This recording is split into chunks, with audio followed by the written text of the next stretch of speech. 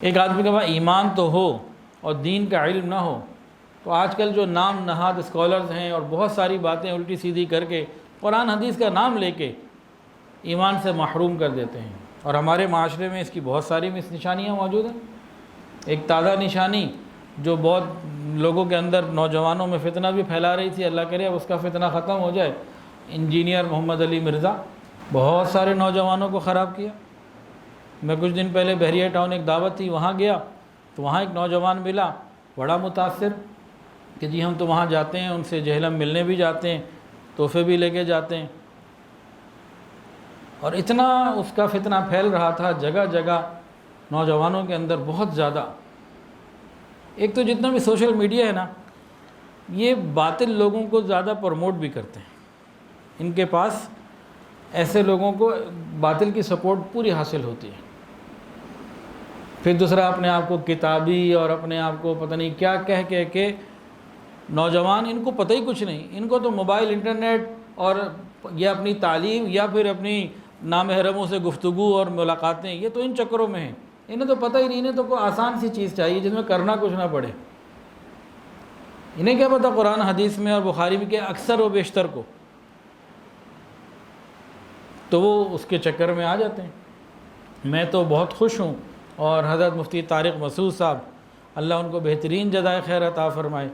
کہ وہ اس طرح علی الاعلان جو ہے وہ باقاعدہ ویڈیو کے ذریعے وہاں جانا اور وہاں پھر رہنا اور پھر اس کی ساری باتوں کا جواب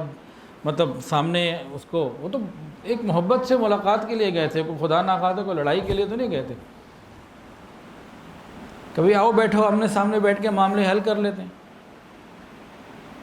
لیکن وہ تو کسی سے نہیں ملتا۔ اور بھی پہلے کافی علماء گئے ہیں، یہ آپ مفتی طارق مسعود صاحب پہلے نہیں ہیں، ہاں بہت مشہور سب میں یہ ہیں، یہ بھی گئے اور بھی پچھلے والے بھی گئے، ملتا ہی نہیں تھا کسی کو۔ اور حضرت معاویہ رضی اللہ تعالیٰ عنہ جو کاتب وحی ہیں، حضور پاک صلی اللہ علیہ وسلم کی زوجہ کے بھائی ہیں، ایک بڑے مقام کے صحابی ہیں، ان کو یہ اور اس طرح صحابہ کرام کو برا بھلا کہنا اور نوجوان خراب ہوتے ہیں۔ تو ایک بہت بڑا فتنہ پھیل رہا تھا، اللہ ان کو جزائے خیر عطا فرمائے، مجھے بڑی خوشی ہوئی۔ اور صرف ملک میں نہیں، بیرون ملک سے بھی لوگ سوال پوچھتے تھے اس کے بارے میں، اللہ نے بڑی مہربانی فرما دی۔ تو جتنے بھی فرقے بنتے ہیں نا دنیا میں،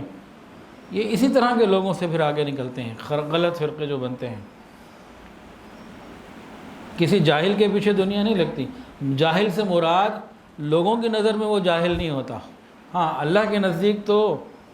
اس کی کوئی حیثیت نہیں ہوتی۔ وہ پھر کہا، اس کی مثال قرآن میں اللہ نے خود فرمائی، کمثل الحمار یحمل اسفارا، یہ گدھے کی مانند جو بوجھ اوپر لادا ہوا ہے، یا پھر فمثلہ کمثل الکلب، مثال کتے کی مانند، لو کانوا یعلمون، کاش یہ جانتے۔ تو قرآن تو یہ کہتا ہے ایسے لوگوں کے بارے میں۔ امام مالک رحمۃ اللہ نے فرمایا کہ علم بکثرت روایات کا نام نہیں، بلکہ علم عمل کرنے کا دوسرا نام ہے، علم پر عمل کرنے کی بھی ضرورت ہے۔ ایک اور عجیب بات آپ کو بتائیں، دنیا میں جتنے بھی باطل فرقے گزرے ہیں یا موجود ہیں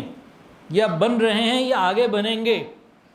ان سب کا جو بانی ہوگا وہ کوئی عالم ہوگا، یعنی علم کی باتیں کرے گا، اپنے آپ کو عالم جتلائے گا، کہلوائے گا۔ کسی جاہل گنوار کے پیچھے لوگ نہیں لگتے، کوئی دیہاتی اٹھ کے آ جائے اور اس کو پتہ ہی کچھ نہ ہو بات کا، وہ لوگوں کو پیچھے نہیں لگا سکتا دین کے نام پر۔ یہ وہی کرے گا جس کے پاس علم وبال ہے۔ اور ان تمام لوگوں کی ایک کامن نشانی، باطل لوگوں کی ایک عام نشانی، یہ آپ کو علماء کے پاس جانے سے روکیں گے، یہ مدرسے میں جانے سے روکیں گے۔ علم کی حفاظت کے لیے تقوی ضروری، اور تقوی ملتا ہے اللہ والوں کی صحبت سے۔ اگر کسی کے پاس ایمان ہے اور دین کا علم نہیں ہے تو اس قسم کے لوگ کہیں بھی بہکا کے پھسلا کے لے جائیں گے۔ ویڈیو کے نیچے سبسکرائب کے بٹن پہ کلک کریں، بیل کے آئیکن پہ کلک کیجئے تاکہ ہر نئی ویڈیو کی نوٹیفیکیشن آپ کو مل جائے۔